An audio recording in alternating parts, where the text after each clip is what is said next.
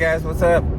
Welcome back here to another edition of Intuitive Angling, and really appreciate you guys checking the video out and just actually heading up to Lake of the Ozarks right now. I got the second day of practice for the Toyota Series tournament. Wanted to do today's video, and we're going to be talking about 80-degree water temperature in October in Missouri, and how I just can't believe that the water temperature is so warm. We're going to talk about the reasons, and then we're also going to talk about how that affects the fish a little bit more. You know, abnormally warm water, which is pretty commonplace anymore across the country, you know, throughout the year.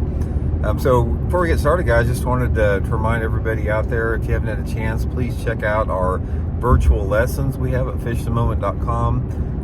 These are 1-hour lessons that you can book with me or any of the Fish the Moment staff. Talk about anything you want to in fishing. You can also purchase our lake map breakdowns. I'll put the link in the description for all those resources, and it's a really good way to get a bunch of good info, so much appreciated there. Okay guys, I was at Lake of the Ozarks yesterday, 26th of September. You know, October is only a couple days away. Water temperature is 80 degrees. 80 degrees, guys, basically in October. And it's probably going to get warmer than that, because it's supposed to be in the mid to upper 80s here all week, sunny. So I'm speculating that by the end of the week up here at Lake of the Ozarks and here in Missouri, we're going to have water temperatures in the low 80s into the mid part of fall. Now, this is a combination of two things. Part of it is a combination of weather patterns. Part of it is a combination of the consistent, you know, air temperatures and water temperatures we see associated with man-made climate change. You know, it's a combination of both of those, and that's sort of the new norm, because I've noticed that the water temperatures consistently are warmer throughout my part of the country for sure when I'm fishing here. I mean, I was noticing we had 50-degree water, or maybe over 50-degree water, excuse me, in the dead of winter last year, which we never used to.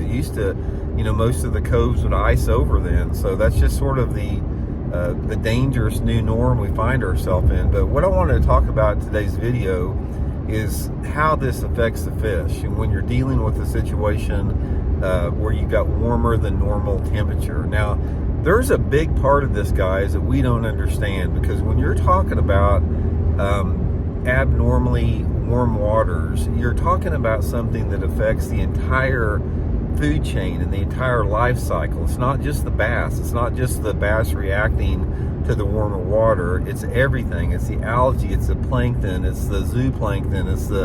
It's the minnows. It's the, you know, just the microscopic, you know, plant and animal life in the water.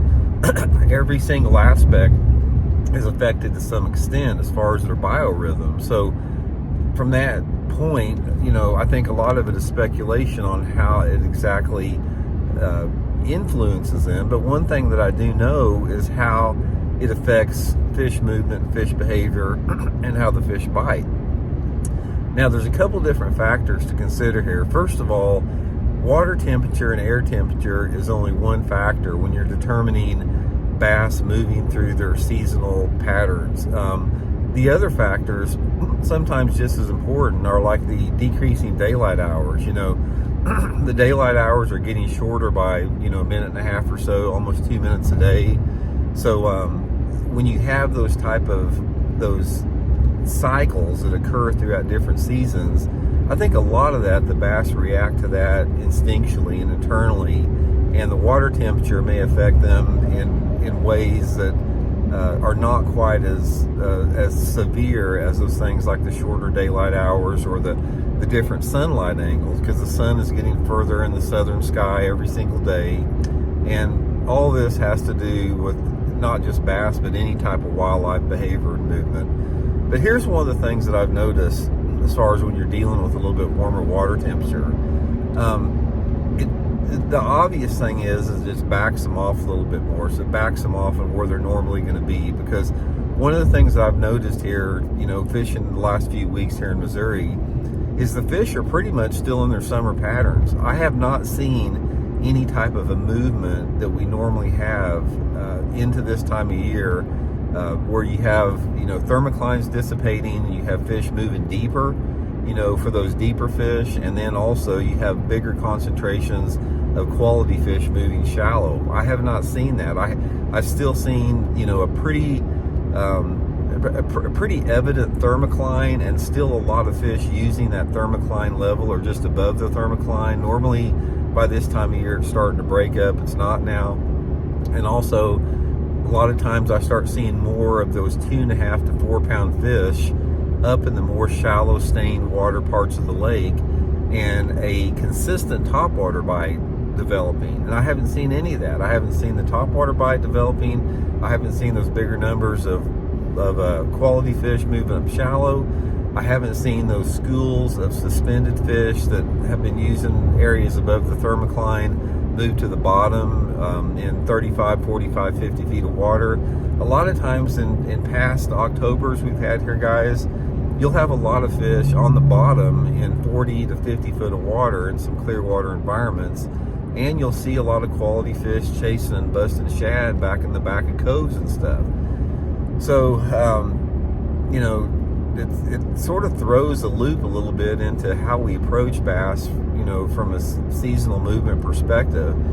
And it sort of gets back into one of my basic premises in bass fishing, guys, is bass, you find them where they're at.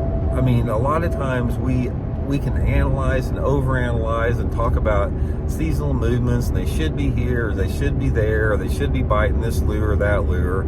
And it's never like that, guys. It's always situational. It's always where you find them. It's always day to day. And let's talk of an example about where I was fishing last week. I'd been catching fish on a sort of a lighter colored jig, like some type of a brownish green pumpkin with a green pumpkin trailer. And the area that I was fishing, I had probably 1.5 foot of water visibility, and it had been like partly cloudy sky conditions, getting quite a few bites on that. And anyway, the next day that I went out, we lost our partly cloudy skies, and it got cloudy, and it was like sort of misty rain, and basically light levels were a little bit darker, and they wouldn't touch that color jig that I was fishing. And I looked at it in the water, it seemed like it was just blending in a little bit too much. So I took the green pumpkin trailer off, and I put on a brighter one. I put on like a chartreuse pumpkin, more of a chartreuse tint. They're really brighten the jig up, and immediately started getting bites. Now that's an example of what I'm talking about, is sunlight conditions and light level conditions. Just one aspect of it can make a huge difference in the adjustments that you have to make. I mean, and it happens like that every single day. You got not only light level conditions, but you got varying degrees of wind, you got varying directions of wind, you got water levels that may be stable, dropping slightly, rising slightly. All of that has a big impact on what the bass want to bite, the mood and the personality of the fish, and where they're located at. And it's just another example why bass fishing is the most difficult sport on the world, because you have all these variables there. But anyway, like I said, we've got this super abnormal warm water here. I've never, in the 50 plus years I have fished in the state of Missouri, I have never seen water this warm towards the end of September, first part of October. It's absolutely just blowing my mind how warm the water is right here.